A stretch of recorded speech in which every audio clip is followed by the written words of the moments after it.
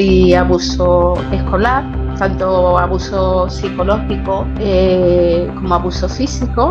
Yo recuerdo, tengo ese recuerdo además de ir caminando e irme orinando. Ella dijo que ella me pegaba a mí porque yo era la única que nunca se quejaba. Y era la única manera que ella tenía de solucionar los problemas que tenía en casa. Delante de mis padres, delante de mis hermanos, dice: yo ya no quiero estar contigo.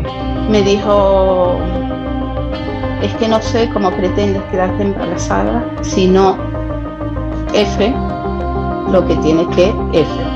Llevo siendo infeliz contigo años y mi hijo está a punto de morir.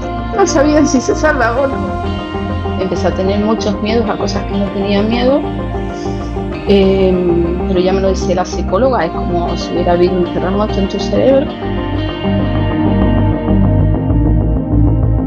Ustedes no estabais, aunque estuviéramos siempre uno presente, no estaba. No, físicamente sí, pero estabais emocionalmente, estabas ausente, no podías. Exacto, porque entonces, bueno, a mí, y otra cosa que me llamaba la atención de él, que cuando hacíamos el cambio de turno, que lo hacíamos por la mañana, cuando yo llegaba, él estaba haciendo las camas con los auxiliares, vacilando, él siempre estaba vacilando, se conocía a todos los padres, yo no conocía a ningún padre, los empecé a ¿Hablas conocer, de tu ex? Sí, lo hacía conocí, las camas con las auxiliares. Sí, Uf, sí. Aquí lo tienes. Entonces, siempre de risa, de fiesta. Bueno, yo no lo entendía, pero tampoco... No se puede entender, y menos en ese momento. Intentaba entenderlo, porque yo a veces salía y me sentaba en la puerta de la habitación y venía el auxiliar, me recogía, o la auxiliaria simplemente con mirarme, ella misma me daba una palmada y me decía: venga, afuera un rato.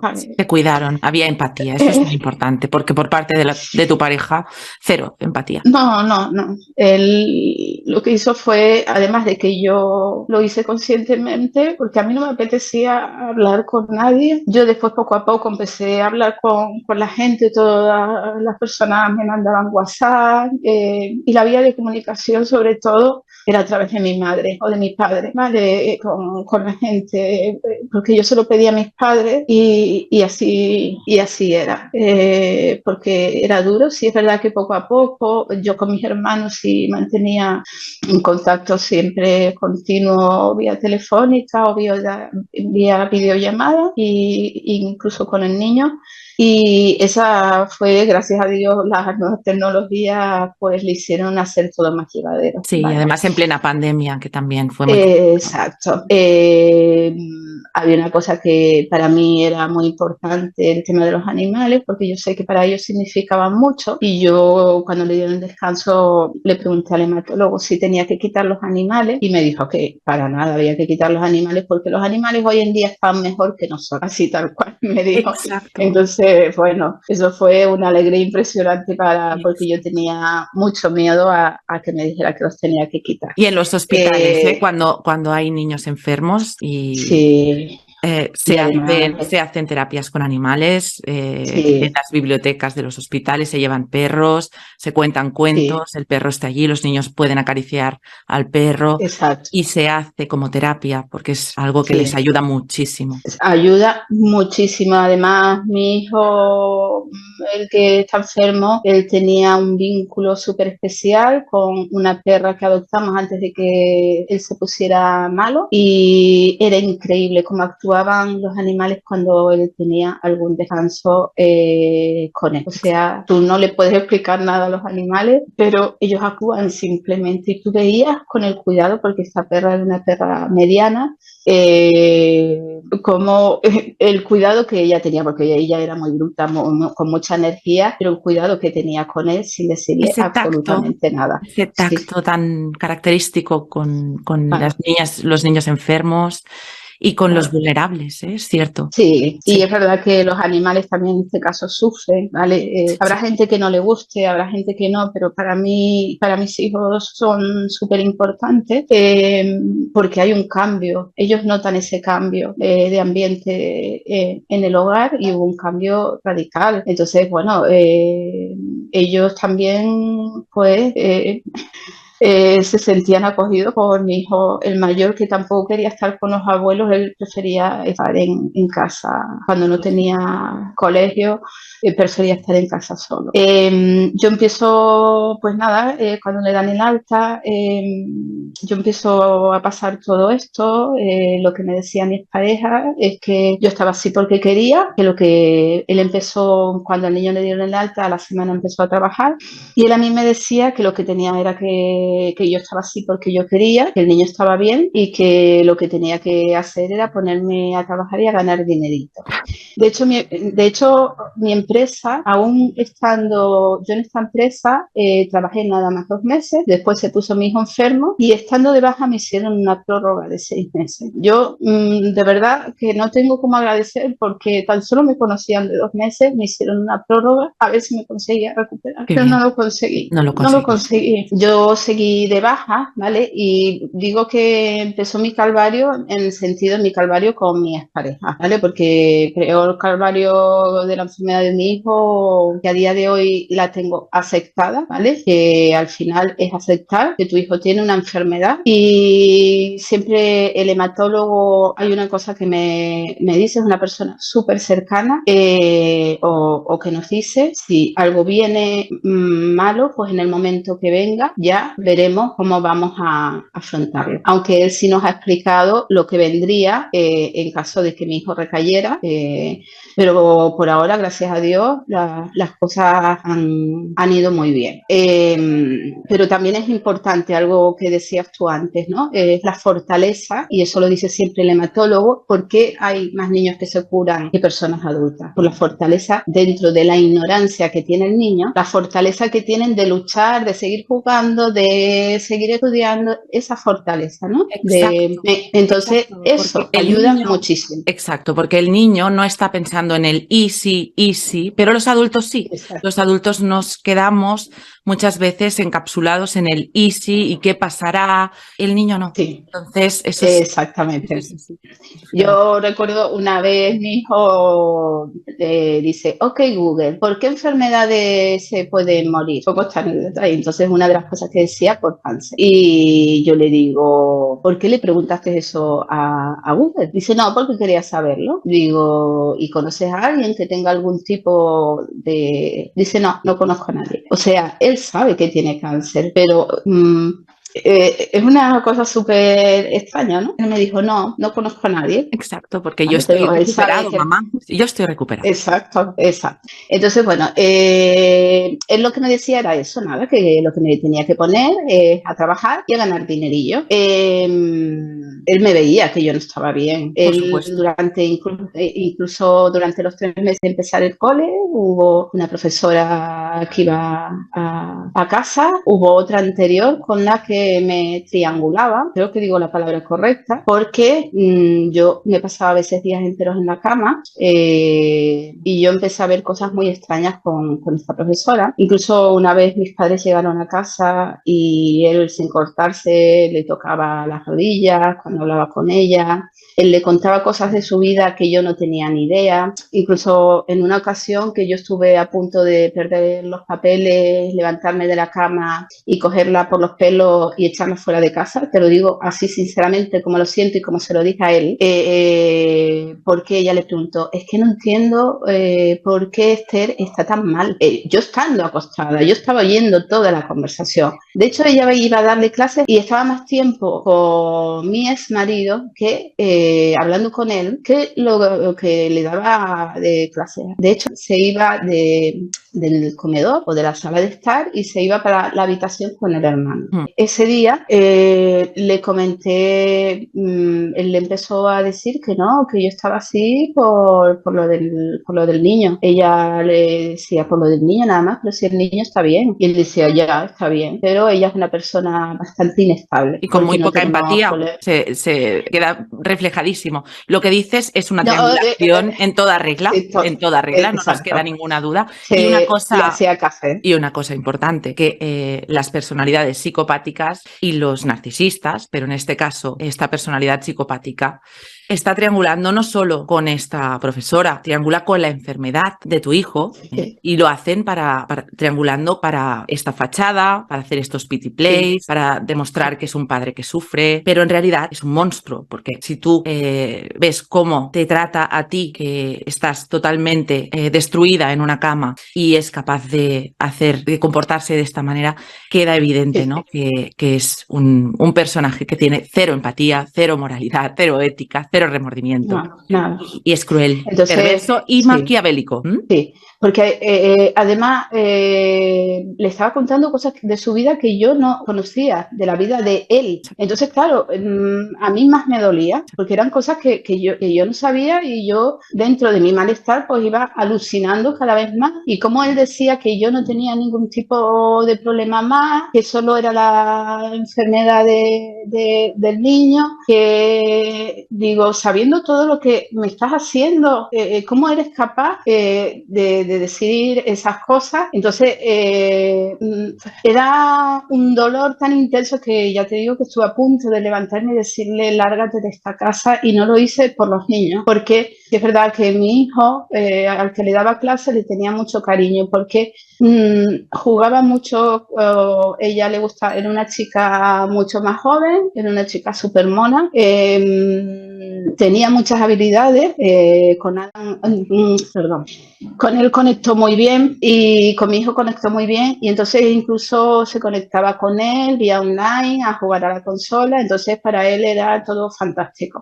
Entonces cuando ella se marchó, yo le dije que no tenía vergüenza. Digo, no tienes vergüenza. Entonces él me decía que por qué decía eso. Vamos a ver, estás hablando de mí, no quiero que habla de mí detrás de mí, no en mi propia casa, y estás contándole cosas que yo no tenía ni idea de ti, y que si el cafecito, sabiendo que yo estoy ahí 2 habitaciones al lado, estoy mal, y estás diciendo que tu hijo está bien, que no entiendes por qué estoy así. Digo, cuando sabes en todo momento que te he contado por qué estoy así, pero no me quieres escuchar. Es cínico, es un cínico.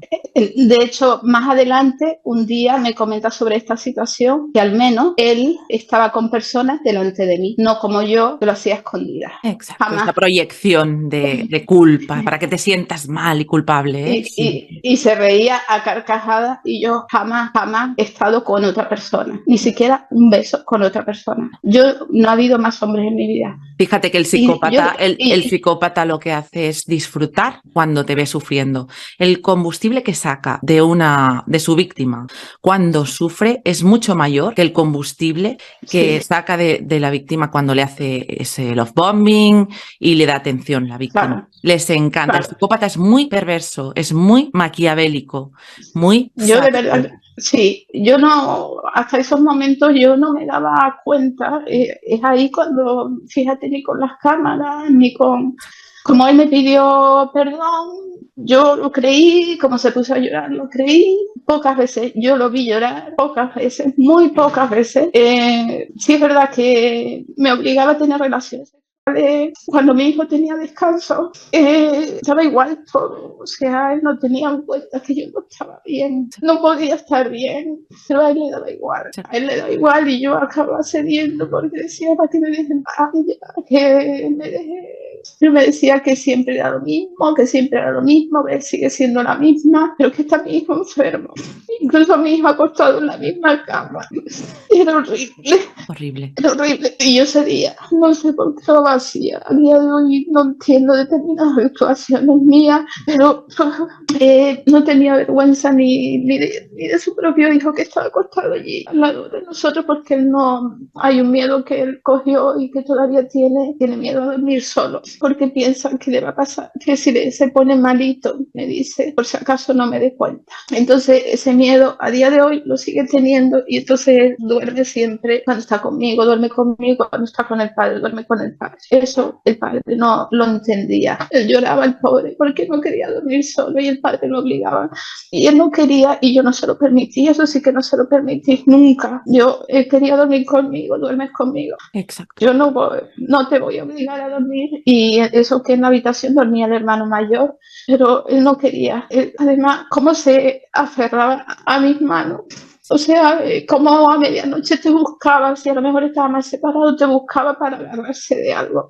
O sea, y ese miedo lo sigue teniendo a día de hoy. ¿Sabes? Que a veces te coge la mano con una fuerza, con sus dos manitas, con una fuerza que tú dices, Dios mío, mi niño.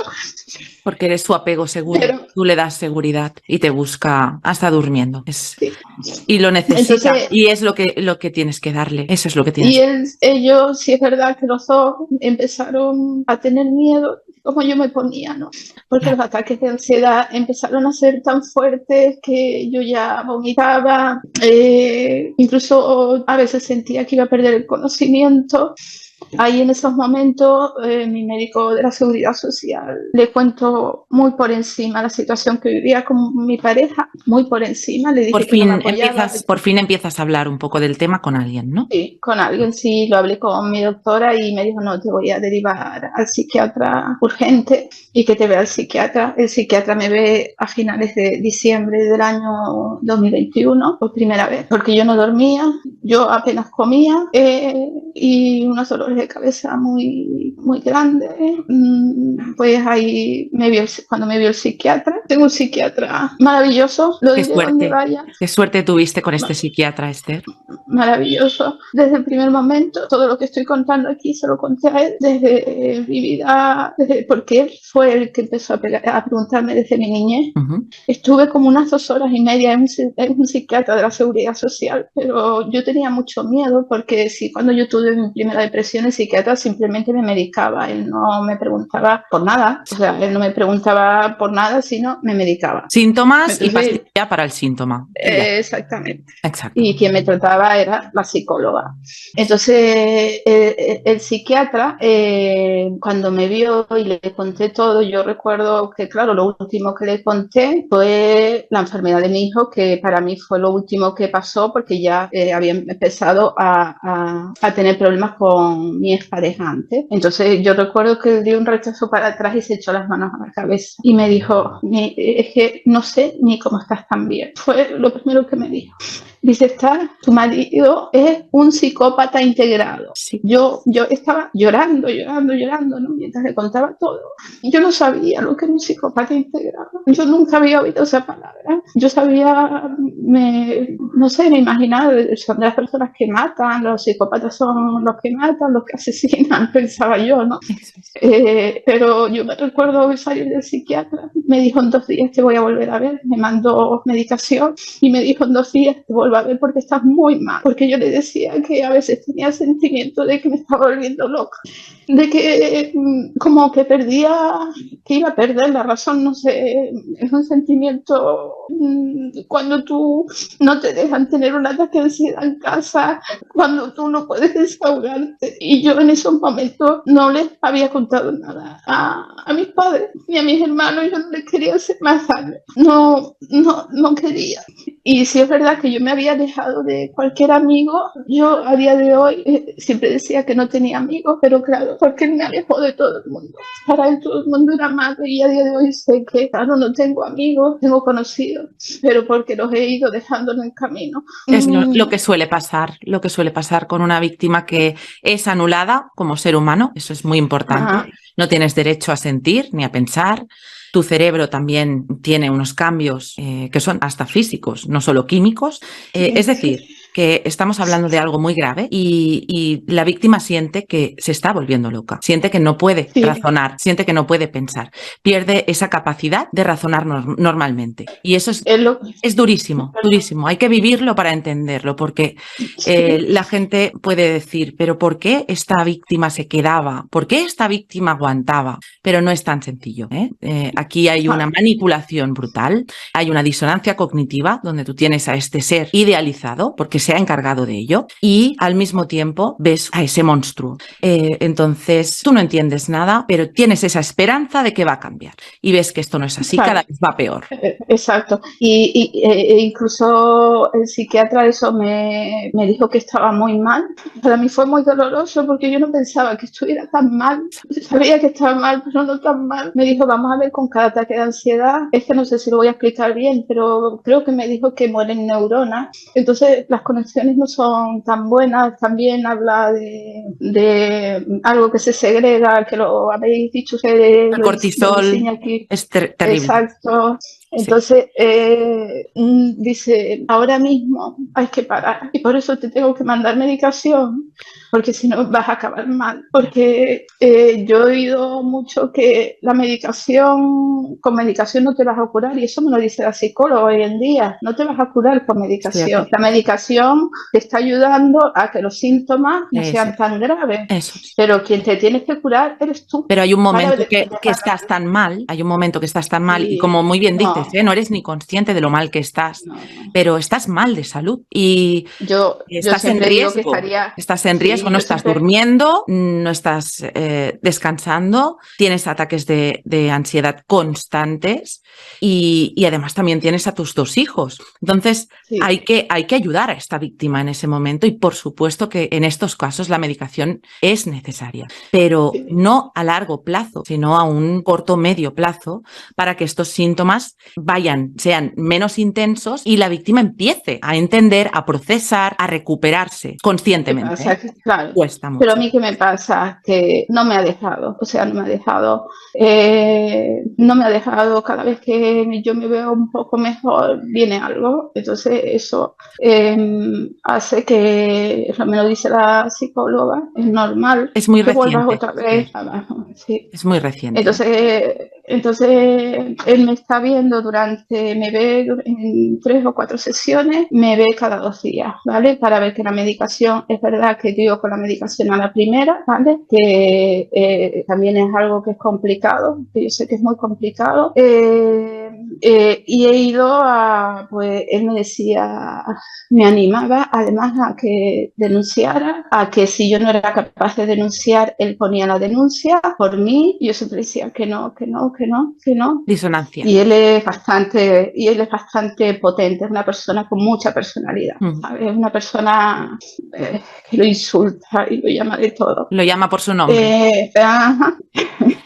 Entonces, yo al siguiente día tenía por primera vez abogada. Cuando yo le cuento a mi abogada, más por encima de lo que le había contado el psiquiatra, mi abogada lo primero que me dice: estás viviendo con un psicópata integrado. Me dice las mismas palabras. Increíble que tanto el psiquiatra como la abogada dieran con lo que era el personaje. Increíble. Sí. No es normal esto, ¿eh? Ya os he oído que no es normal. Y ella tiene bastante experiencia en esto. Mi hermano ese día iba conmigo, pues yo tenía mucho miedo de ir al abogado. Fui obligada por mi hermano. Y ella me dijo: pues tienes que hacer las cosas de una determinada manera. Y yo me negué, digo: no, yo no puedo hacer esto, yo a él no le quiero hacer daño. No puedo hacer lo que ella me decía que hiciera. Sigues adicta a este personaje y con tu disonancia. Claro, porque y yo justificando. Decía, no, eso es normal. Yo decía, él es buen padre. Y tanto el psiquiatra como ella me decían: pero ¿cómo puede? Y sobre todo la abogada se enfadaba muchísimo, decir que es buen padre cuando le está haciendo esto a la madre de sus hijos. No es buen padre. A sus hijos también se lo hace. Lo que pasa es que tú no lo ves en ese momento, no puedes verlo todavía. Entonces a ella sí le pregunté, que era un psicópata integrado, ella me explica, pero a mí me suena a chino. Yo no lo veo, ni lo busco en internet, no lo busco. Cuando yo en esos momentos yo estaba tratada por una psicóloga de una fundación, ella no sabía lo que era, la psicóloga no sabía lo que era. Claro, ella me estaba tratando por mi hijo. Pero ella me dice que al final es un cúmulo de cosas, dice: yo te voy a seguir tratando hasta que tú encuentres algo más específico para lo que estás pasando ahora. Entonces, un día, no sé cuánto tiempo podía haber pasado, me da por llamar a violencia de género. Me llega un vídeo que me manda una amiga que sabía que me estaba divorciando, una amiga de estudio, y no sé por qué me lo manda, pues porque estaba en mi destino, de una chica argentina que es coach, y a ver si me acuerdo cómo se llama el canal, Amor y ay, ahora no me acuerdo, ella se llama Andrea y bueno, y hablaba de los psicópatas y de los narcisistas, ¿no? Ella los diferencia. Pero en este caso hablo sobre todo de los psicópatas. Y yo escuché, recuerdo estar en casa sola y escuché, me senté y escuché toda. Y lloré tanto, tanto, tanto, porque ahí me di cuenta que a la persona que estaba describiendo era a mí. Entonces, ahí fue cuando decidí llamar a violencia de género. Todos me decían que era víctima de violencia de género, pero yo lo negaba. Todos me decían denuncia, yo no denunciaba. Pues vete de esa casa, yo no lo hacía. Nada de lo que me decían que hiciera, hacía. Fundamentalmente por mis hijos. Yo vivía sufriendo, pero estaba con mis hijos. Y sobre todo la que me encargaba de llevar a los médicos era yo. O sea, yo era la que hacía todo con él. Y mi padre me ayudaba. ¿Cómo te trataba él en este periodo, conviviendo contigo? Mal, mal. ¿Qué cosas hacía? ¿Qué cosas? ¿Cómo te Muy trataba? mal. Me decía que estaba loca, me llamaba madre de mierda delante de mis hijos. Cuando me daban ataques de ansiedad delante de mis hijos o no se ponía a aplaudir, venga, deja de respirar, venga, venga, venga, venga, ya casi llega. Me dejaba sola con unos ataques de ansiedad súper fuertes con el niño que tengo, con el pequeño, que él, el pobre, lo que hacía era asustarlo porque les asustaba. Yo después me disculpaba con ellos, les explicaba que la ansiedad es como una emoción más, de alguna manera explicarle cómo sonreír, estar triste y echar fuera cosas que te hacen daño, y eso es un ataque de ansiedad, le explicaba yo, ¿no? Pero claro, eran tan fuertes que me dejaban en cama, a lo mejor hasta 2 días. Él coge, yo intento llegar, cuando voy a la abogada, no hago lo que la abogada me reitera como en 3 ocasiones que podía verla. Intento pues que sea una casa lío, ¿no? Yo aún pensando que la casa estaba a nombre de los dos. Para repercutir lo mínimo en el daño a los hijos. Yo ya le digo a él que me quiero divorciar, tengo una conversación con él fuera de casa, le digo, por favor, no vamos a hacernos daño, sin yo saber quién era, no vamos a hacernos daño porque aquí lo importante son los niños, independientemente de lo que haya pasado, lo que no haya pasado, lo importante son ellos, y no permitas que nunca nadie te hable mal de la madre de tus hijos, porque yo nunca había tenido relación con su familia, muy poca relación, su familia aparece cuando mi hijo enferma, y de resto pues venían a lo mejor una vez al año, 2 veces al año a traerle un regalo a los niños. Pero sí es verdad que cuando el niño enferma, pues están más en la vida de mi expareja. Él a todo me dice que sí y la realidad es que un no, y yo estoy segura que a día de hoy ellos no saben absolutamente nada de la verdad de lo que ha ocurrido, ni su abogada, nada. Él no le ha dicho la verdad a nadie. Por supuesto. A nadie. Yo he llegado a arrodillarme ante él para que no me diga determinadas cosas como estás loca, arrodillarme, por favor no me sigas diciendo eso, por favor no me sigas diciendo eso, reírse a carcajadas, seguir, hasta fines, es que no sé, no te sé explicar cómo. Es indescriptible. Él llegó un momento en que dejó de comprarme comida, yo no tenía dinero, dejó de comprarme absolutamente de todo para mí, entonces yo solo dormía en casa, iba a desayunar a casa de mis padres, cuando llegaba de trabajar iba a almorzar a casa de mis padres y por la noche pues cenaba a lo mejor de lo que le daba a los niños, porque es lo que ellos dejaban, cenaba yo. Empezó a hacer eso, así estuvo unos cuantos meses, después de que, pues unos cuantos meses largos. Torturándote. Torturándome. Exacto. Día tras día. Una vez me levantó la mano, yo me quedé absolutamente quieta, me importó nada que me levantara la mano, porque yo lo que quería es que me diera. Sí, estás muerta. Después empecé a decirme, ¿ves cómo estás loca? Como no había nadie en ese momento, ¿ves cómo estás loca? ¿Cómo que te voy a pegar? ¿Cómo que te voy a pegar? Llegó un momento en que ya lo amenazaba, por desgracia no lo hice, con denunciarlo. Si sigue, ahora mismo llama a la Guardia Civil. Si sigue, ahora mismo, entonces eso lo frenaba o se iba de casa. Empiezas a ponerle algún límite. Exacto, que a lo mejor hice mal y que lo tenía que haber hecho en realidad. ¿Por qué no lo hice nunca? Por mis hijos. Nadie me cree, lo hice por ellos. No quería... No, Esther, no es solo por tus hijos. Es importante lo que nos enseñan y nos dicen que tenemos que estar juntos porque los hijos necesitan un padre y una madre. Pero en este caso estás siendo torturada por un psicópata. Eso tenemos que tenerlo en cuenta porque hablamos de violencia de género, pero esto no es violencia de género, esto es violencia psicopática. Entonces esto va mucho más allá de lo que es violencia de género. Y esto hay que especificarlo porque muchas víctimas no entienden o muchos profesionales no entienden que esto no es no es violencia de género. Esto es una tortura, una manipulación psicológica que va destruyendo a la víctima. Es un gota a gota donde la víctima va acabando, va muriendo poco a poco. Entonces tú estás en una indefensión aprendida y eso es muy importante. Una víctima que tiene miedo, que se siente culpable, que siente esa vergüenza tóxica por todo el abuso que está recibiendo, queda paralizada. Por lo tanto, una víctima paralizada es una víctima que no se defiende. Y lo que hace el psicópata es aprovechar esa paralización tuya para acabarte de destruir. Y, por supuesto, los hijos que están presentes y viviendo esa situación, no le importan para nada, también sufren esas consecuencias. Sí. Y eso es muy importante. Entonces, tú lo hacías por tus hijos y por toda esta situación.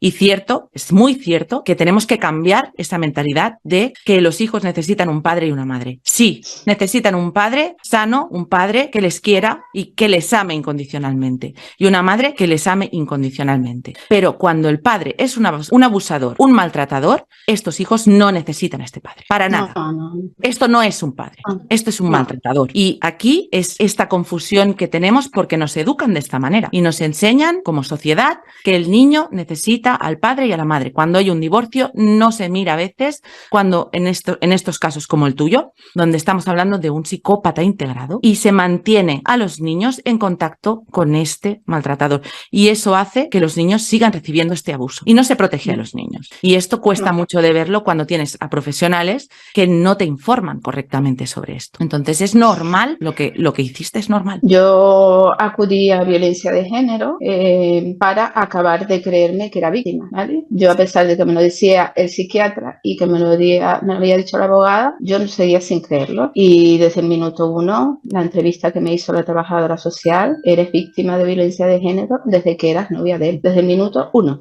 Es así. Para mí fue brutal otra vez. Yo creo que a día de hoy todavía lo estoy asimilando, lo digo tal cual. O sea, por desgracia, para mi desgracia, lo sigo asimilando. Sí, es muy chocante. Sí, y son muchos años, ¿no? Exacto. Muchas cosas vividas de una manera, por mi parte, totalmente sana. Pero distorsionada. Estabas distorsionada. Por lo tanto, no era real, era una distorsión. Y estabas sobreviviendo dentro de esta distorsión. ¿Cuánto tiempo duró esta distorsión? Pues eso, yo presenté la demanda de divorcio en enero. Inicialmente intenté con mi hermano, me acompañó el que va detrás de mí, a intentar llegar a un acuerdo. Él se puso a llorar, él se puso que él no pensaba que yo fuera a hacer eso, que había hablado conmigo. Pero llorando, ¿eh? Sí. Llorando y a la vez grabando. Y a la vez grabando. Claro. Que no se esperaba eso, que bueno, que él no tenía abogada, que todo esto delante de mi hermano. Mi hermano llorando, porque mi hermano le decía, tú sabes que yo te quiero mucho, nos conocemos de toda la vida. Claro. De toda la vida. ¿De cuántos años estamos hablando?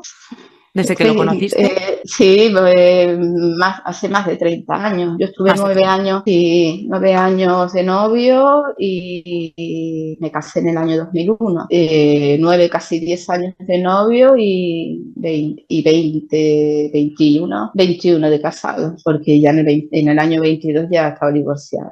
Él dice que bueno, que lo iba a estudiar con déjame buscar una abogada, no tengo abogada, que tumba, que dale. Bueno, de manera que pasaron unos meses y él nada. Entonces yo le decía, tienes que responder algo. Te dije que en unos días tenías que responder algo, no vas a responder nada. Y un día por casualidad, que no considero que sea casualidad, deja un papel y él se va ahí en casa, donde veo cosas que no me gustan nada, donde por supuesto no va a haber acuerdo, considero que lo dejó adrede, donde por supuesto la casa era de él, que yo decía sí, la casa de él no, pero no, yo no iba a mirar las escrituras, ¿vale?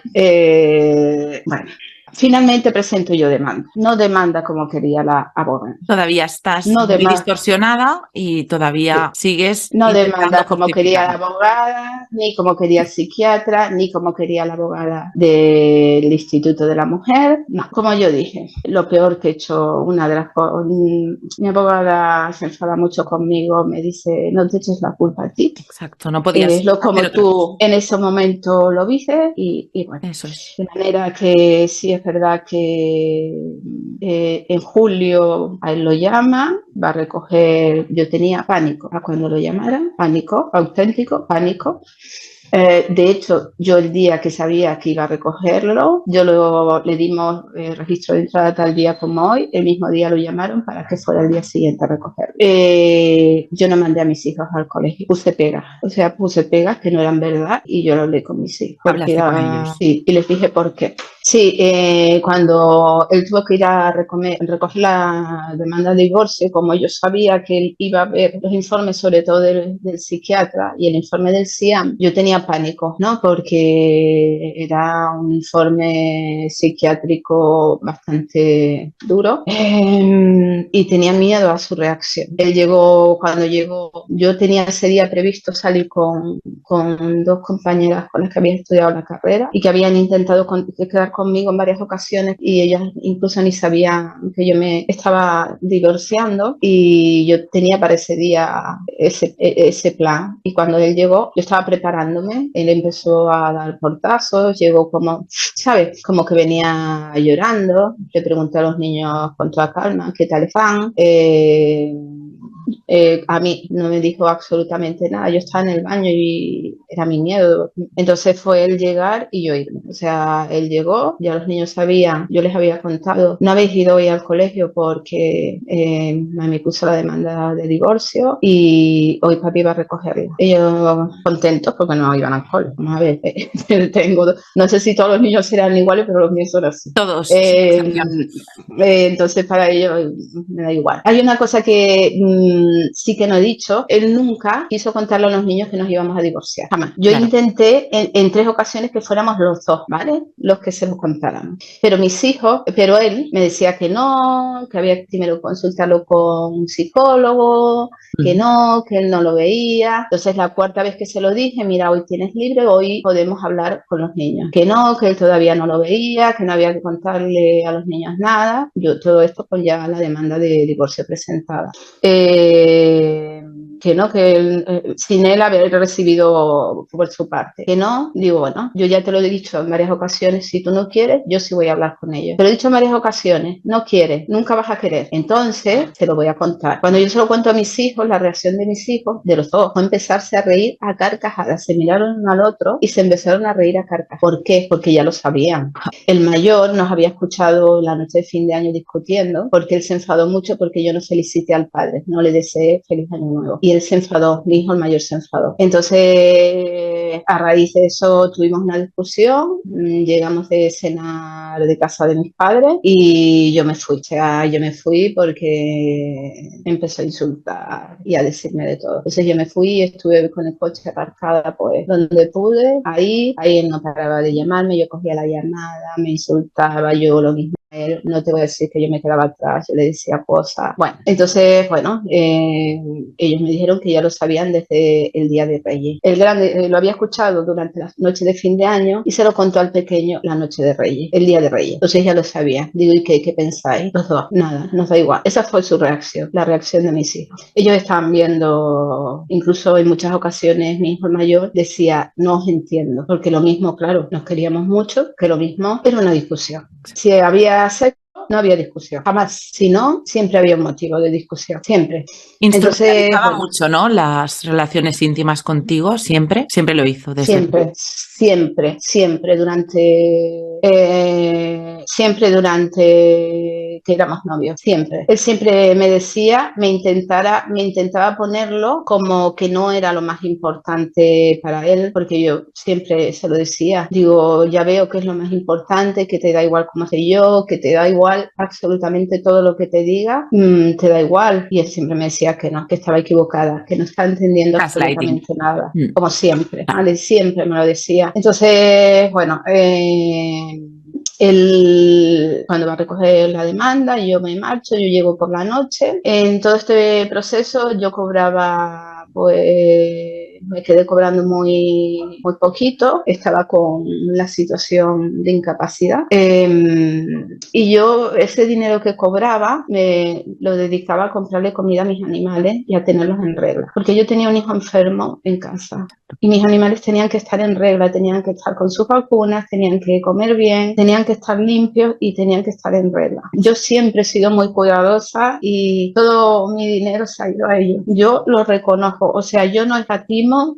en nada para ellos, no escatimo, ni escatimamos mis hijos, o sea, nunca lo he hecho. Claro. Los tres animales han estado siempre a nombre mío, los tres estaban con chip, vacunados, o sea, con todo muy en regla, pero sí es verdad que el poco dinero que yo ganaba me lo gastaban ellos. Claro, para proteger a tus hijos, normal, claro. Sí, porque si no los animales iban a estar sin comer, o sea, yo eso lo tenía muy claro. Tu ex no colaboraba con el cuidado de los animales ni por asomo, ¿no? Él inicialmente colaboraba sacándolo, ¿vale? Él sí lo sacaba porque yo trabajaba mucho, pero en el momento que él recibe la demanda, él no colabora absolutamente en nada con relación a los animales. Yo me pasaba mucho tiempo fuera de casa. Yo siempre le decía a los niños, ¿quieren ir conmigo o no? Ellos a veces iban conmigo, a veces no, porque además pues bueno, consiguieron varios periodos de vacaciones y si no me iba yo. Yo intentaba estar lo menos posible en casa. Yo siempre dejaba a mis animales pues, con su comida, su agua y que tuvieran todo hasta que me di cuenta que yo llegaba a casa, los animales no tenían comida, no tenían incluso agua. No sé si él lo hacía adrede, no lo hacía adrede. Entonces yo ya me planteé comprarle otros depósitos de agua para que tuvieran siempre agua.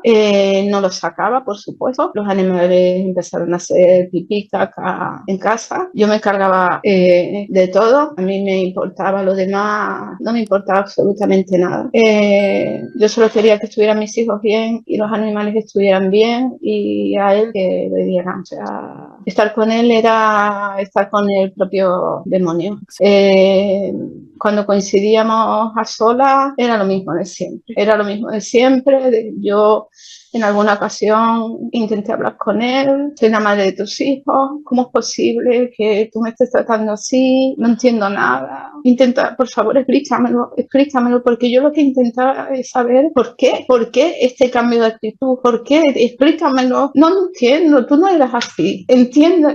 Y era siempre lo mismo, ¿no? No me voy a convertir, yo soy exactamente la misma persona, yo no he cambiado absolutamente nada, la que has cambiado eres tú, la que te quieres divorciar eres tú, y porque él decía que no se quería divorciar, él estaba muy cómodo. No quería perder el control de su víctima principal y de sus hijos. Que era yo la que lo había decidido. Entonces yo le decía, por favor, lo único que te pido son los niños conmigo haz lo que quieras, pero los niños no. O sea, era para mí fundamental que mis hijos no sufrieran, y sobre todo uno que es mayor, que ya está en plena adolescencia, ya había pasado lo de su hermano, lo volcado que estaba con su hermano. Yo lo máximo que quería es que mi hijo empezara a tener la vida de un adolescente, o sea, empezar a disfrutar de todo lo que hemos disfrutado todos cuando hemos sido adolescentes, ¿no? Que considero que es fundamental, a pesar de que es un niño bastante tímido y bastante retraído, pero sí es verdad que él a día de hoy tiene su grupo de amigos, pero sí es verdad que él no sale con sus amigos, pero no sale ¿por qué? Porque es su hermano, su vida es su hermano, y eso está trabajando la psicóloga con él. Y no nos olvidemos que también son víctimas de un padre psicópata. Eso es importantísimo. Por eso me refiero a reiterar cuando puedo con tu testimonio. Es muy importante que aprovechemos para remarcarlo. Esto no es violencia de género, esto es violencia psicopática. Y aquí las víctimas sois tú, tus hijos y estos animales que convivíais bajo este mismo techo con este psicópata. Sí. A ver, cuando le llega la demanda, el juicio sale para finales de julio. Yo empiezo a trabajar, la casualidad que donde yo trabajaba antes, donde cuando un niño se puso malo, salió a concurso porque es una empresa pública de un ayuntamiento y salió a concurso la plaza. Y a mí me avisaron y yo me presenté. Y en la seguridad social pues tocaba la casualidad de que me tocaba verme y yo pedí el alta. Y yo empecé a trabajar. En esas condiciones. Yo empecé a trabajar en esas condiciones. Tremendo. Porque yo consideré que a lo mejor me venía bien. Este trabajo estaba a casi 1 hora y media de camino, ¿vale? Más lejos de donde yo vivo, en el sur de la isla. Pero a mí eso me daba igual. A mí eso me daba igual. Yo lo que quería era descansar de alguna manera. Antes de todo esto. Escapar de alguna manera de lo que estabas sufriendo en casa. Antes de todo esto, perdón, se me olvidó. Hubo un momento en que yo toqué fondo, muy fondo, muy fondo. Y llevaba como 3 días pensando, vamos a ver, mi hijo ya está recuperado dentro de lo que cabe. Mi pareja no me quiere, no entiendo por qué no me quiere, ¿no? Son 30 años con él, yo lo adoro. Pero no sé, no me dice por qué no me quiere, porque ha cambiado, no pinto nada. Mi otro hijo es mayor ya, yo no pinto nada. No puedo ya más contar todo. Yo incluso estuve buscando en internet un teléfono al que puedes acceder, ahora no me acuerdo cómo se llama. ¿Uno de la Esperanza? Sí, exactamente. Estuve 3 días, si llamaba, no llamaba. El tercer día, cuando mi pareja llegó de trabajar, digo, bueno, voy a intentarlo con él, voy a intentar que él me ayude. Nunca pensando la reacción, nunca en mi vida pensé la reacción que iba a tener. Cuando él llegó a las 11 de trabajar, le dije, mira, quiero hablar contigo. Dice, ¿qué pasó? Digo, llevo 3 días pensando en esto, ya sé cómo lo voy a hacer, pero te pido que me ingreses en algún sitio, por favor, ingresa donde sé, porque lo voy a hacer, no quiero. Por favor, me quiero quitar la vida, ayúdame. Me puse de rodillas, ayúdame, por favor. Se empezó a reír a carcajadas y me dijo que me estás amenazando. Y yo no... Aquello para mí fue, mi cerebro hizo como un clic, no sé por qué, como diciendo, es tu enemigo, es el enemigo tuyo, número 1. Y fue el momento, él cogió, yo estuve un rato hablando con él, digo, pero ¿cómo me puedes? Yo lo seguía, ¿cómo me puedes decir que te estoy amenazando? Te estoy pidiendo ayuda, no te estoy amenazando, por favor, escúchame, no te estoy amenazando, te estoy pidiendo ayuda. Y él se reía. Él incluso me dijo, yo soy técnico de emergencia sanitaria y sé que cuando una persona dice que se va a suicidar, es una amenaza, no es una realidad. Y me manda un artículo por vía WhatsApp donde decía todo lo contrario. Donde decía, si una persona, que yo eso lo tengo en el WhatsApp, que dice esto, por favor avisa a todos los familiares. Una persona que no se puede dejar sola, es una persona, y él lo que hizo fue mandarme ese artículo. Digo, ¿para qué me mandaste este artículo? Si tú estás diciendo todo lo contrario. No, yo no te he dicho eso. Vale, entonces ya te llega a plantearte. Yo incluso en muchas ocasiones le dije al psicólogo, a veces pienso que lo que me está pasando es mentira y que me lo estoy inventando. Ese es el gaslighting que te confunde, te distorsiona muchísimo la realidad. De verdad, totalmente. Marta, yo lo pensaba muchas veces. Era como, yo a veces tenía miedo conmigo misma y decía, Dios, me estoy inventando las cosas. Exacto, es terrible, terrible. Me las estoy inventando porque yo ya no sabía lo que era verdad, lo que era mentira. Entonces él lo que hizo fue mandarme ese artículo y escribirle un WhatsApp a mi hermano que está en Estados Unidos. Claro, por supuesto, para hacerse el marido preocupado, cuando fíjate que a solas, cuando no hay público, no tiene que mantener fachada, te está diciendo, le está quitando toda la importancia, te está culpando, se está riendo de ti. Sí. Pero de cara a la galería, fijaros las fachadas, cómo se lo buscan cómo calculan el hecho de dejar evidencia de que son buenos, de que ellos lo hacen bien y que se preocupan por ti, ¿no? A mí aún así me llamó la atención porque yo tengo 2 hermanos aquí que viven cerca de mí y tengo a mis padres que viven a 2 calles de mí. Él no le dijo nada a mis padres ni a mis hermanos. ¿Por qué? Porque no es capaz de enfrentarse ni a mis hermanos ni a mis padres. No le interesa, Esther, no le interesa. Le interesaba alguien que estuviera lejos, que estuviera muy, muy ajeno a esta situación. Y yo sí es verdad que con mi hermano pequeño tengo una conexión que me di cuenta después de que tuve mis hijos,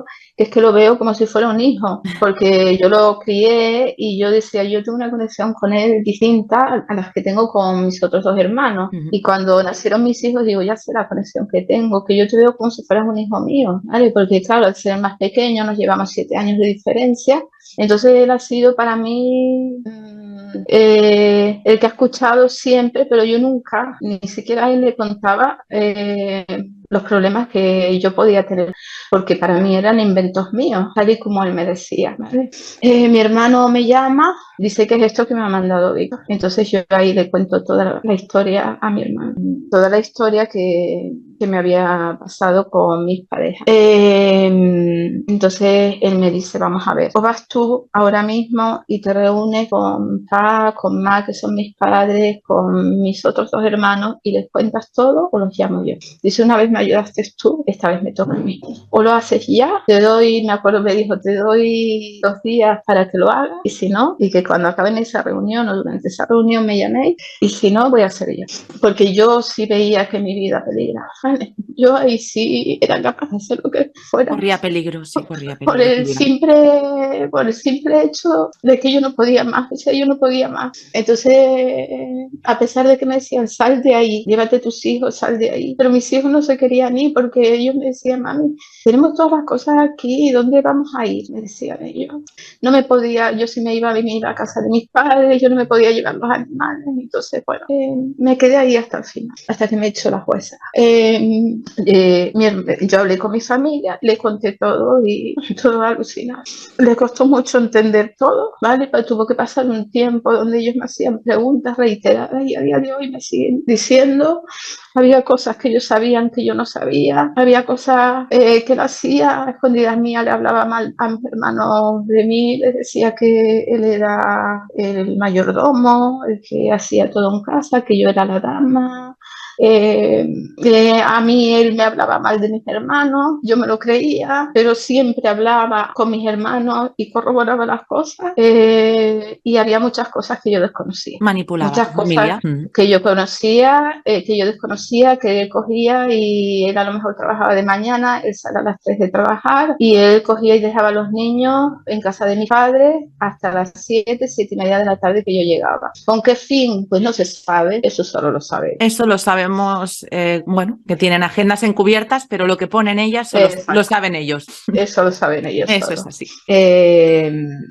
Yo empiezo a trabajar en agosto, ¿vale? La sentencia sale a finales de julio. Tengo 20 días en el juicio, para mí fue horrible, donde la jueza no tuvo en cuenta una serie de revocaciones que adjuntó mi abogada según se iba dando cuenta de las cosas, de que yo le iba contando cada vez más. La jueza no quiso ni tener en cuenta ni informe del psiquiatra, ni informe del CIA, ni ningún tipo de informe, sino la demanda inicial, ni la revocación que había puesto la abogada. Empiezan en el juicio a preguntarle a él todo lo que dice son mentiras, bajo juramento. Cuando me toca preguntarme a mí, estaba la jueza y la fiscal. Cuando me pregunta a mí la fiscal, yo quería aclarar todas las cosas que él estaba diciendo y que eran mentiras, porque él decía que sí, que es verdad, que yo ganaba mucho dinero, pero que yo me lo gastaba en mí, que yo no aportaba absolutamente nada en casa. Entonces yo quería que ella me explicara que si eso era así, cómo era posible vivir con 800 euros y tener 2 hijos, que me lo explicaran, pero no, me mandaban a callar. La fiscal incluso le pareció desorbitado lo que yo me gastaba mensualmente en los 3 animales. Me comparó con ella, que ella tenía animales y que se gastaba tanto y que no entendía que dejara de comprarle tantas golosinitas y tanto. Esas fueron las preguntas de la fiscal hacia mí. Qué cruel. Yo, ante todo esto, estaba declarando bajo un ataque de pánico. Ya no era un ataque de ansiedad, aquello era peor. Sí, le tomaron declaración a mis hijos, sí lo admitieron. Mis hijos, ambos, que se habían puesto de acuerdo, seguro, porque después me lo corroboraron, declararon no juntos, sino por separado, y ambos declararon que los dos nos portábamos bien y que ellos querían estar donde estuvieran los animales. Él en su respuesta a la demanda de divorcio había puesto que me daba un año para que yo sacara los animales de su piso, que ahí es cuando yo me entero, cuando él responde a la demanda, de que el piso es de él, que lo había puesto en el año 2005 a nombre de él y que yo había firmado. Increíble, cómo mienten, cómo siempre consiguen ir mintiendo, engañando en cosas tan importantes. ¿Cómo se sale con la otra cosa que hizo es empezar a llorar porque yo tengo un Toyota y él tiene una Berlingo que he venido utilizando yo hasta que nos compramos el Toyota. Él anteriormente tenía un coche que le regaló mi hermano y después él lo vendió y el dinero se lo quedó para él. Por supuesto. Y ni siquiera mi hermano se enteró de casualidad, ¿vale? Y lo vendió por 1.000 euros. ¿En qué se lo gastó? No lo sé. Él en ocasiones trabajaba de técnico de emergencia en las ambulancias, ganaba dinero. ¿Qué hacía con ese dinero? Siempre me decía que no lo había cobrado. Hasta que un día le vi un documento donde sí había cobrado, le pregunté, no sé en qué se lo gastaba, pero se lo gastaba. Pues nada, se le tomó declaración a los niños, ambos dijeron eso, ambos también corroboraron porque a mí me mandaron a vivir a casa de mis padres, porque él dijo que yo sin ningún problema me podía ir a vivir a casa de mis padres, que mis padres habían criado 4 hijos en esa casa y que era una casa grande. La casa de mis padres es un piso que no llega a tener 100 metros cuadrados, que sí, que hay 3 habitaciones, pero 3 habitaciones tiene la vivienda donde él vive y que tiene 90 metros cuadrados. Él me mandó allí y que pues los 5 días que él libraba los niños estaban con él y los 5 días que él trabajaba los niños estaban conmigo y que cuando había que comprar cosas pues pagábamos a media y la comida de los animales. Le pidió a la jueza perdón, si me tengo que poner de rodillas me pongo, quería cambiar eso y que yo voy a cuidar de los animales porque sé perfectamente lo que significan los animales. Entonces, por favor, para que no tengan en cuenta que doy un plazo de 1 año para que quiten los animales. Vale, la jueza eso sí lo tuvo en cuenta. Exacto. A mí me echaron... Exacto, al victimario sí le tienen en cuenta, a la víctima sí, la callan. Absolutamente es horrible, nada. Es horrible. De hecho, a mí, bajo mi ataque de ansiedad, me mandaban a callar y a respirar bien. No pararon en ningún momento el juicio. Increíble. De manera que cuando le tocó a mi abogada hacerme las preguntas, yo estaba tan mal, yo estaba muy mal. Mi abogada dijo, no hay preguntas. Ella después me lo explicó, estabas diciendo cosas incoherentes. No podías hablar. Yo no era consciente de lo que estaba diciendo y consideré que lo más oportuno era parar. Entonces ya tuvimos que salir por fuera porque iban a entrevistar a los niños. Él era algo que había pedido mi abogada y que él no sabía. Y ellos lo que declararon fue eso, que ellos querían estar donde estuvieran los animales. No pudieron elegir entre el padre y la madre. Fíjate, los niños cuando no saben qué pasa, pues es normal. Ellos no sabían nada. Es lo normal. Claro. Entonces ellos lo que sí tenían claro es que los animales estaban con ellos incondicionalmente, ¿no? Pero no entendían todavía lo que estaba. No, de hecho mi hijo el mayor todavía no quería saber nada. Entonces, nada, yo al final la fiscal, pues todo lo que te estoy diciendo es lo que ella veía bien, que yo saliera de allí, que te echan de casa. Sí, y que los animales, como mi hijo el mayor sí especificó que los animales no podían ir a casa de mis padres, pues bueno, que los animales se iban a quedar en casa de mi ex hasta que yo pudiera tener. Esos 20 días para salir de la vivienda, desde que él tuvo ya estaba la sentencia, horrible, ¿vale? Porque yo llegaba de trabajar, yo me iba a comer a casa de mis padres, él se dedicaba en todo momento durante el trabajo a enviarme WhatsApp, hasta que yo tomé la opción de bloquearlo, a llamar llamarme. ¿Qué te decía? Que estaba loca, que cuando me iba. Porque claro, ya me echaban a mí, me tenía que ir. Pero mi abogada me dijo, tranquila, durante el mes de agosto todo está cerrado, él no puede hacer nada, o sea, busca la casa con tranquilidad y estate tranquila. Porque si mi abogada dijo que ella consideraba que aunque yo no estuviera cobrando mucho, que me prestaran ayuda a mis hermanos y mis padres y que yo tuviera mi propio sitio donde vivir con mis hijos. Buen consejo por parte de tu abogada. Hablo con ellos a solas porque yo salí de allí enloquecida. Sí. Me acuerdo que mis hijos, sobre todo el pequeño, me agarraba de las manos, me abrazaba, porque el mayor, pues, hombre, está en la edad de no demostración de sentimiento.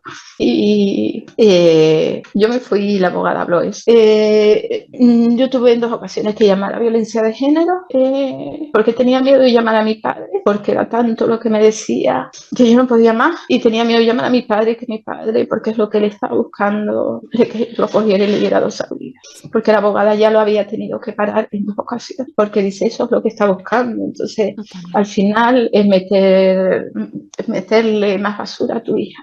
Sí, entonces, es caer en su trampa. Exactamente. Exacto. Entonces, yo llamé a violencia de género, pero nunca me atreví a poner ninguna denuncia. Finalmente, yo me puse a buscar vivienda como una loca, es súper difícil conseguir una vivienda barata aquí, muy difícil, muy difícil. Y bueno, al final, inicialmente me iba a meter en un sitio que medía 30 metros cuadrados, donde mis hijos ni siquiera podíamos estar conmigo. Yo tenía que salir de ahí. Y al final, pues conseguí donde estoy ahora, que mide 50 metros cuadrados. Y bueno, por ahora somos felices cuando estamos juntos y lo llevamos en el mes de agosto, hace un año que estoy aquí. Después de eso, él me pone 3 denuncias. Una denuncia porque le debía 172 euros, yo no podía pagárselo. Otra denuncia para que le devolviera las llaves. Otra denuncia para que quitara los animales que estaban a mi nombre. Yo contacto con una asociación y saco los animales en noviembre. Mis animales que estaban en perfecto estado, saco a mi gato pesando 10 kilos de peso, saco a mi perro, el pequeñito que tenía 12 años, vomitando, haciendo caca sangre, haciendo pu, y a la otra la saco muy delgadita. Cuando ha estado en tus manos. Tremendo. Mis hijos estaban de acuerdo conmigo, todo. Yo siempre hablo todo con ellos antes de hacer las cosas. Sobre todo el mayor. Me decía, mami, sácalo de ahí. Empiezan a ver. Tu hijo mayor empezó a ver también, ¿eh? Sí. Cómo era su padre. Sí. Vale. Y de hecho, la perra mayor le tenía miedo. Se veía que les pegaba. Incluso el gato una vez se cayó por la ventana, tiene una luxación en una pata y creemos que él la pudo llegar a empujar. Es una posibilidad. Entonces, aún así, también sabiendo el significado que tienen para sus hijos, yo hablo con ellos están de acuerdo. Supuestamente se daban en una familia de acogida que pueden estar un máximo de 3 meses y después se daban en adopción. Se han portado súper bien conmigo. Están ahora con una chica en adopción que es veterinaria, que hablé hace poco con ella y que los va a tener hasta que yo los pueda recuperar. Qué bien. Sí. Y que me deja que la visite. Eso también está prohibido. Qué bien. Entonces, fue horrible ver, por ejemplo, como mi hijo más pequeño chillaba cuando se llevaban los animales, como chillaba. Y mami, no, mami, por favor. Pero yo no puedo tener animales en casa porque si no me los hubiera traído desde el primer día y él también lo sabía. Porque no te lo permiten con este alquiler. No te lo permiten. Y lo sabía, claro que lo sabía. Él lo sabía desde el principio, porque si no, yo desde el día 1 me los traigo. Eso claro. Yo lo tengo más que claro. Fijaros la crueldad de lo que es un psicópata, ¿eh? Que unos niños que lo han pasado tan mal con la enfermedad de tu hijo, con lo mal que lo han pasado. Y es que te das cuenta que no hay un mínimo de compasión, ¿eh? Es cero. No. Y la gente todavía se sorprende, ¿no? Preguntándose, ¿pero ni por sus propios hijos? Pues no tienen amor, ni compasión, ni remordimiento, ni nada, ni siquiera por sus hijos. A mí mi familia me decía que quitara los animales y en cambio la abogada me decía que no. La abogada me decía que no por el apego que le tenía a los niños. Por los niños, o sea, le tiene un apego impresionante. Claro. Ellos cada día los rompen. cada día. Claro. O sea, y él se dedica a decirle a los niños que es por mi culpa, ¿no? Yo soy la culpable. Eso es. Entonces, pero mi hijo el mayor siempre le dice, no, ella no es la culpable, somos culpables los tres, le dice. Wow. Pero pues al pequeño se lo dice y bueno, el pequeño Lo pues, manipula. tiene sus capacidades, pero bueno, que siga al final crece. Mi hijo, el mayor, desde una vez que quitamos los animales, dijimos, ya no puede hacer más nada, o sea, ya te va a dejar en paz. Pues no. Y ahí yo considero que empieza, ya se lo he dicho yo a él, además telefónicamente, que está ejerciendo violencia vicaria. El día de Navidad no deja a sus hermanos pasarlo juntos. Ellos nunca lo han pasado con la familia del padre, jamás. Entonces, perdón, mi hijo el mayor, como ya tiene una edad para decidir, la pasa conmigo, le tocaban estar con ellos, y el pequeño estuvo 3 días rogándole. El día 22 de diciembre le causó un ataque de ansiedad brutal. ¿A tu pequeño? Sí, él le decía, porque me dijo, para hablar con papi, quiero que me des la mano. Mami, yo le di la mano para que me dé fuerza, me decía. Exacto.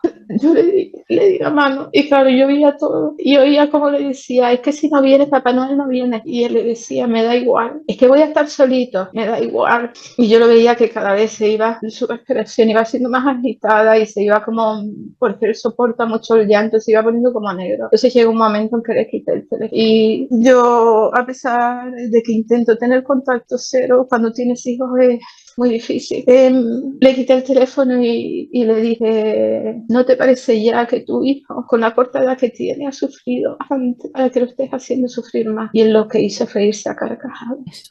Le dije, tú te estás riendo a carcajadas, es vergonzoso. Y siguió. Entonces yo inmediatamente siguió llamándolo, llamaba al grande, llamaba al pequeño. Entonces yo vuelco a todo, digo, tengo que darle la vuelta a todo porque no lo va a dejar ir. Y entonces empecé a animar al pequeño, mira, ya verás que te lo pasas bien, así vas a tener el doble de regalo. Intenté de alguna manera protegerlo de alguna manera, claro. Desde la situación en la que te encontrabas. Que no se lo pasó bien, que no, claro. A mí no. Fíjate, Esther, lo importante que es esto y lo peligroso que es etiquetar este tipo de situaciones llamándolo violencia de género. Porque sabemos que los psicópatas siempre ejercen esta violencia vicaria. En general, la gente entiende que la violencia vicaria es cuando el progenitor no sano manipula a sus hijos para ponerlos en contra del progenitor sano, ¿no? Pero yo creo que esto es muy importante. Nos olvidamos de que esta manipulación es abuso para estos niños y, por supuesto, estos niños lo sufren muchísimo. También son víctimas de esta situación, porque en general se habla pobre mujer porque le ponían en contra a sus hijos. No, pobre mujer sí, pero también pobres hijos, ¿vale? Entonces esto es importantísimo y me gustaría dejarlo muy claro porque es importantísimo dejar de ver estas situaciones que pasan constantemente, que muchas personas seguro se van a ver muy reflejadas aquí. Esto no es violencia de género. Esto es violencia psicopática. Y aquí sufren muchísimo los hijos. Y esto es importantísimo dejarlo muy claro. Eso me lo decía la abogada de violencia de género, que era súper importante que sobre todo mi hijo el mayor supiera todo. ¿Qué pasa? Que mi hijo el mayor se negaba a que yo le contara nada. Yo me intenté sentar con él en muchas ocasiones y él huía del daño. Entonces yo siempre le decía, pues cuando estés preparado, yo te cuento. Cuando él empezó a estar preparado, empezó a preguntarme.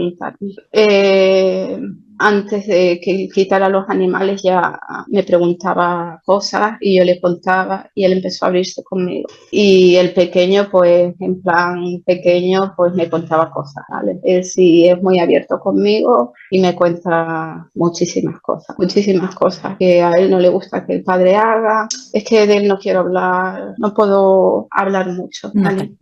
Pero sí del grande puedo decir que a raíz de que ya antes de que quitara los animales, ya él empezó a ver cosas. Y lo que rompió los lazos con él fue a raíz de que no dejó a su hermano pasar la Nochebuena con él. Inicialmente le había dicho que sí, después habló con la hermana de él y como son todos iguales, ya entonces dijo que no. Le decía al pequeño que quisiera o no quisiera, lo iba a pasar con él. Entonces, claro, yo ahí tuve que cambiar la versión al niño, decirle yo mañana, desde el día de Navidad, desde las 9 te recojo, cariño, no te preocupes, verás que lo pasas bien, verás que vas a estar bien. Pero la Nochebuena sin él por parte de la familia, que siempre durante todos estos años la hemos pasado con mi familia, pues imagínate cómo estábamos todos. Le hacíamos videollamadas y no las querían coger. Y bueno, a raíz de ahí, un poco antes, ya mi hijo, el mayor, empezó a quedarse conmigo. Lo comunicó al padre, el padre lo amenazó, le dijo que si vivía conmigo, entonces llévate todo de aquí, si vas a vivir con tu madre, llévate la cama, llévate, empezó a decir, y además que sepas que yo voy a ir a la cárcel por tu irte con tu madre. Mi hijo, el mayor, empezó a tener mucha, físicamente, ahora no me sale la palabra, si me ayudas, Marta, mucha secuela física, o sea, como no sacaba de dentro lo que tenía, pues empezó a somatizaciones, pérdida de visión, dolor de cabeza constante, diarrea, síntomas de desmayo, etcétera. Él me decía, me acuerdo que un día me llamó de casa del padre y me dijo, mami, creo que tengo cáncer, no estando el padre. Yo, pero vamos a ver, ¿cómo vas a tener cáncer? ¿Por qué me dices eso ahora? No, mira lo que me pasa. Le dije, no, no, así no es. Lo que te pasa es que estás somatizando todo lo que estás viviendo y que hasta ahora, pues, exacto, no es eso, no le hagas caso, no es así, él no le va a pasar nada. De hecho, un día se tuvo que escapar, entre comillas, de casa del padre porque no lo dejaba salir. Un día me apareció aquí a las 10 de la noche llorando, que no podía estar en casa del padre sin los animales, que no podía estar allí. Dice, yo creo que no nos quiere a mí, porque si no, no nos hubiera hecho eso. Yo lloraba y lo escuchaba. Me pidió perdón por no creerme a mí inicialmente, y si hasta ahora no me he dado cuenta de que es verdad. Le hizo, hay muchas cosas. De hecho, a día de hoy ni le he dejado que se lleve su ordenador. No le he dejado. No le dejo ni que se lleve su ordenador, ni sus pertenencias, ni nada. Él es feliz con mis padres, te digo que es auténticamente feliz. Cuando yo estoy mal, él huye y es normal. Y él siempre últimamente me dice que te olvides ya de él, hombre, que te olvides de él, como hago yo. Es normal.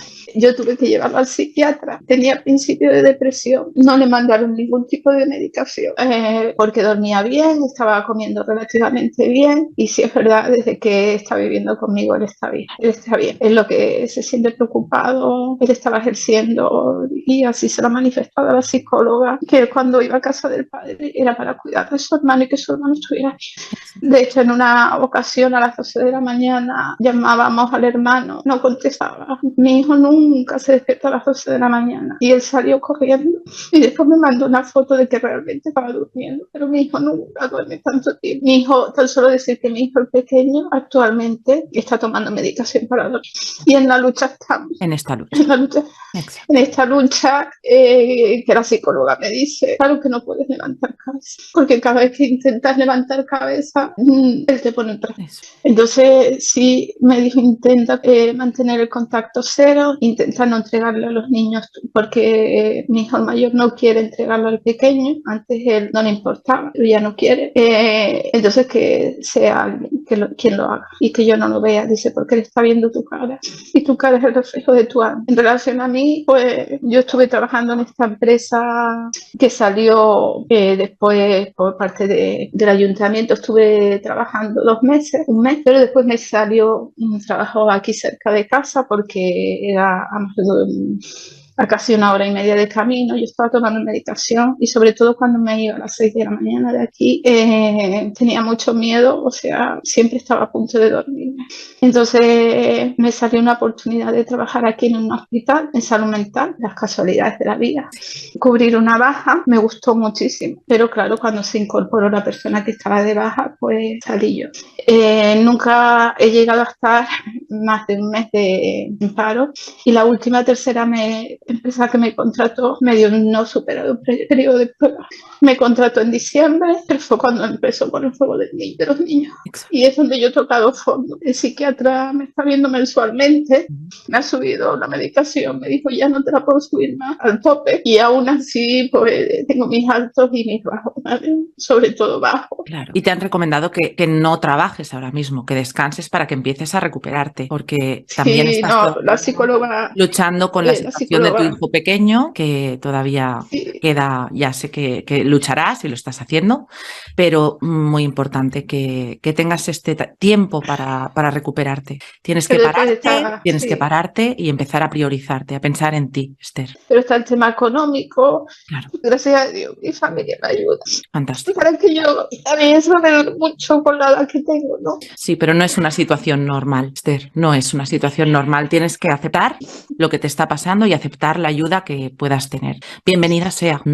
Sí, espero que sabemos que eres una mujer muy capaz, muy luchadora, has trabajado en circunstancias muy complicadas y volverás a trabajar, pero ahora mismo tienes que ponerte a ti en primer lugar, para poder estar bien para tus hijos también. Sí, no, claro, eso es lo que me dice siempre tanto el psiquiatra como el psicólogo. Exacto. Siempre me lo dice. Primero que nada eres tú para poder cuidar de tus hijos. Entonces, en esa lucha, y hago todo lo que sea posible por estar bien cada día, levantarme cada día. Nunca cojo la cama, de verdad que no. E intento buscar cosas que me ayuden, como ir a la playa. A mí la playa para mí es primordial. O sea, estar en la playa me ayuda muchísimo. Esta tarde empiezo a ir a Pilates con una fundación, ¿vale? De manera gratuita, porque después tampoco puedo pagar nada. Y que nos está alimentando son mis padres, ¿no? Mi padre tuvo que pedir un préstamo para ayudarme a alquilar esta casa. Y bueno, así estamos. Poquito a poquito, Esther, poquito a poquito. Lo importante es que has podido entender qué estaba pasando, porque esa desesperación tan tremenda de no entender es lo que lleva a la víctima a sentir que se está volviendo loca, a sentir que esta vida no tiene ningún sentido, ¿no? Entonces es muy importante que de eso hayas salido, y aunque es cierto que tienes mucho camino por delante, lo importante es que has despertado. Y a partir de aquí ya no hay vuelta atrás. Es para adelante. No, yo lo que iba a decir, y disculpa, es que yo sí ahora tengo el sentimiento como que parte de mi familia está como cansada, ¿no? De verme así. Es muy difícil hacerles entender lo que uno siente. Es muy difícil. Es muy difícil. Es muy difícil. Los únicos, mis padres me dicen siempre, no le cuentes nada a nadie, cuenta con nosotros. Y ahora he tomado distancia con mi hermano que está en Estados Unidos, he tomado distancia con una cuñada que me ayudó muchísimo, pero por mi bien. A mí no me va bien que me digan cosas malas. Entonces yo sí huyo de que me digan que no estoy haciendo nada. Estoy haciendo mucho. Exacto. Pero no saben, no son conscientes. No. Ponen en tela de juicio lo que puedan decir los profesionales, ¿no? Entonces yo siempre les digo, vamos conmigo, acompáñame, que te expliquen lo que me está pasando. O busca en internet estrés postraumático, busca en internet eso, búscalo. Es muy importante, esto que explicas les pasa a muchísimas víctimas. La familia es importante, el apoyo de la familia es muy importante, pero lo cierto es que necesitamos comprensión, necesitamos que no se nos juzgue, necesitamos que no se nos revictimice. Entonces esto es muy importante dejarlo claro, porque es un desgaste para la víctima que está en un proceso muy complicado, que requiere mucha energía, mucha energía. Entonces no tienes que desgastarte dando explicaciones a nadie. Por lo tanto, tú vas primero y quien lo pueda entender, perfecto. Y quien no, ya lo entenderá más adelante, o cuando tú estés mejor ya lo hablarás, pero ahora mismo tienes que priorizarte. Si necesitas poner distancias con personas de tu entorno, está bien, está bien. Ellos aún me siguen ayudando, pero claro, no entienden que para ellos es como... Ya está, ya ha pasado. Ya está. Sí, ya no estás con él. Supéralo. Ya está, claro. Pero lo que me dice la psicóloga, ellos tienen que ver que, vale, tú ya no estás con él. Tú lo que tienes son secuelas de lo que él ha hecho contigo. Eso es. Eso es muy importante y hay que entenderlo. Y si no lo puedes entender, pues es el problema de la persona que no lo puede entender, pero no tuyo. No es tu problema. Sí. Bueno, Esther, yo creo que tu testimonio es importantísimo porque hemos hablado muchas veces de situaciones de una pareja psicópata con hijos en común, pero importante y mucha gente lo ha pedido muchas veces, por favor, hablemos de los hijos, hablemos más de también cómo lo pasan los hijos todo esto, ¿no? Y cómo lo sufren. Y hoy yo creo que has aportado muchísimo con tu experiencia y la de tus hijos, así que muy agradecida y ahora te voy a pedir que des un mensaje a estas personas que nos están viendo hoy. Adelante. Mi único mensaje es la intuición. Yo creo que debemos llevarnos mucho con la intuición. Yo creo que todos tenemos intuición y cuando vemos algo que no nos cuadra, debemos llevarnos con esa intuición, indagar más allá, porque yo desde el principio, desde que éramos novios, había cosas que me decían que no y yo seguía. Por mucho amor que tú sientas por una persona y por mucho dolor, ese dolor al final pasa, pero cuando ya toca fondo, es más complicado. Entonces no hay que dejarnos tocar fondo, no hay que dejarlo, porque ya yo me veo ahora mismo con una determinada edad, sin nada, yo digo sin nada y a veces digo que lo tengo todo. Eso es. Eres libre, has salido de ese secuestro, tienes tu libertad. Exacto. Imagínate lo que tienes. Aunque yo todavía me cuesta verlo, ¿vale? Ver esa libertad y ver a lo mejor lo que he crecido en determinadas cosas que la psicóloga me dice, me cuesta mucho verlo, pero para mí lo más importante es que mi hijo esté bien, lo más importante. Entonces lo demás irá viniendo, pero aún así, aunque ha sido lo más impactante en mi vida, sí es verdad que ya había un trabajo detrás del que yo no era consciente y que me ha venido todo junto. Y ese es el gran problema, ¿no? Entonces no me he podido recuperar de una cosa para poder pasar a la otra. Eso es, exacto. Y hay que llevarnos por esta. Lo tengo clarísimo. Es normal todo lo que te está pasando y es un proceso y hay que pasar paso a paso, no podemos saltar al final del proceso, tenemos que atravesarlo, ¿no? Entonces, muy importante esto que dices, tus hijos son lo más importante para ti. Eres madre, es normal, las personas que somos madres o padres, normalmente cuando tenemos empatía y los amamos incondicionalmente, nos sentimos igual. Pero, y este ejemplo es muy válido, creo que, por ejemplo, cuando estás en un avión, ¿no? Y el avión se va a estrellar, ¿qué nos dicen? Primero, coge la mascarilla de oxígeno y póntela tú. Y después se la pones a tus hijos. Con esto quiero decir que primero eres tú, primero tienes que ser tú. Y estando bien tú, tus hijos estarán bien. Entonces, mucho ánimo, sigue adelante, sigue trabajando con tu terapia, con tu pilates, haciendo cosas, disfrutando del mar, aceptando y procesando todo esto poco a poco y para arriba, que sé que eres una luchadora y sé que no te vas a rendir y lo sé. Sí, pues muchas gracias, Marta, por todo. Yo sigo buscando trabajo, ¿sabes? A mí el tema económico me preocupa bastante, el tener que recibir la ayuda, ver que puedo dejar a mis padres sin nada, porque mi padre también poco tiene esa pensión, ya te digo, ha tenido que pedir un préstamo y nos dan de comer todos los días, me compran la comida. Pero acepta esta ayuda, Esther, de verdad, acéptala con los brazos abiertos ahora mismo, porque es muy importante que te cuides tú y no tengas que preocuparte desgastándote por ciertas cosas que ahora mismo no te van...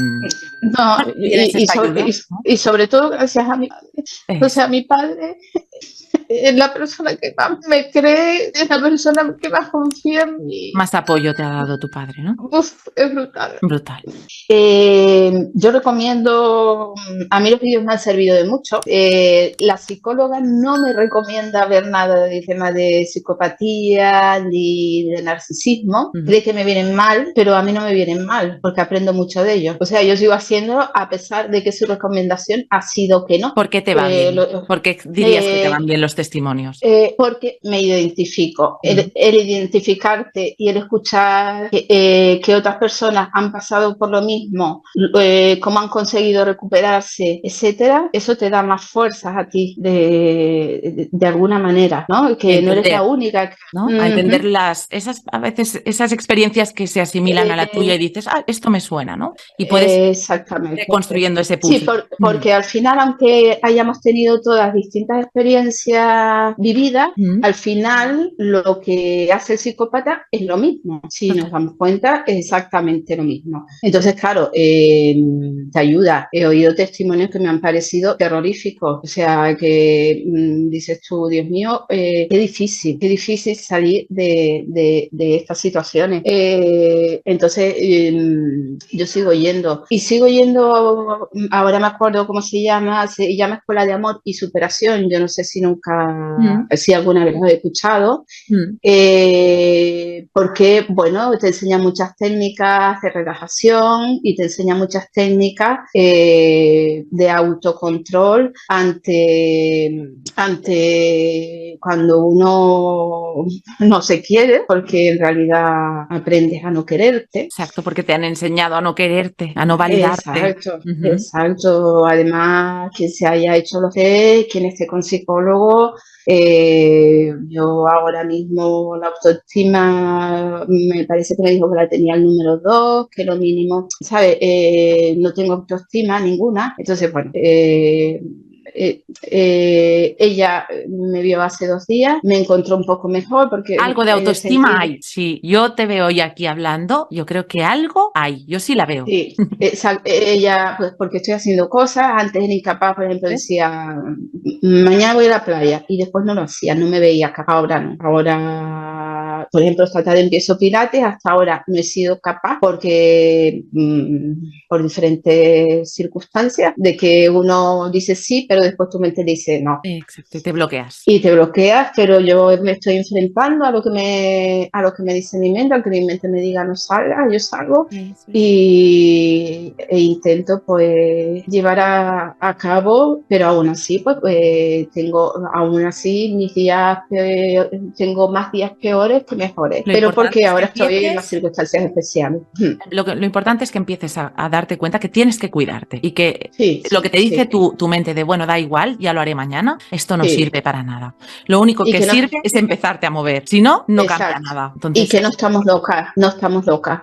Por mucho que no lo digan, ¿vale? Y que lo piense la gente. Y muchas veces, mi exmarido se ha dedicado a decirle a todo el mundo que estoy loca, que él va a conseguir, me ha difamado, ¿vale? Con gente conocida, y que va a recuperar los niños porque yo estoy loca y soy una persona inestable. Por ahora, gracias a Dios, no estoy loca. Estuve a punto, seguramente, pero no llegué a ello. Entonces, no estamos locas. No.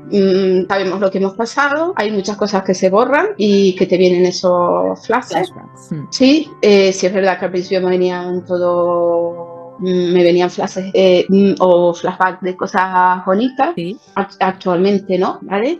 Sueño mucho con cosas malas, muchísimas. Y yo, por ejemplo, cuando lo veo, jamás lo miro a la cara, jamás. Yo miro al suelo, él siempre es capaz de desearme buen día, buenos días, buenas tardes, que tengas un día estupendo, y yo no le dirijo absolutamente la palabra para nada. Perfecto. Entonces, pero bueno. En esas estoy, ¿vale? Recuperarme poco a poco, y yo creo que soy capaz. Lo que pasa que cuando va pasando el tiempo y no ves grandes cambios, porque en realidad yo no los veo, aunque me dicen los demás que los ven, yo todavía no soy capaz de verlo. No soy capaz de verlo. Es cierto que normalmente la víctima que está en este proceso de recuperación piensa que no se mueve, pero que da pequeños pasitos, pero en realidad son pasos gigantes, porque tenemos que tener en cuenta de lo que estamos hablando, que no es ninguna tontería, es complicado. Entonces, un pequeño paso es muy importante en esta situación y tienes que darle el valor que tiene, que es mucho, ¿vale? Vale. Bueno, Esther, nada, de decirte muchas gracias por todo y... A ti, guapísima. Te mando muchos besitos. A ti, guapísima, un fuerte abrazo, cuídate mucho. Sí. Estamos en contacto, ya sabes que cuentas con la comunidad DAE, nuestro apoyo cuando lo necesites, ¿sí? Vale, perfecto. Muchísimas gracias. Un besito, guapísima. Un beso. Y a todos vosotros, como siempre, muchísimas gracias por llegar hasta aquí. Si queréis saber cuándo publicaremos nuestro próximo testimonio, dadle a la campanita, dadle al like para hacer llegar el testimonio de Esther a muchísimas personas que lo necesitan. Suscríbete al canal y sigue luchando. Mucha fuerza y nos vemos en el próximo vídeo. Un beso a todos. Chao.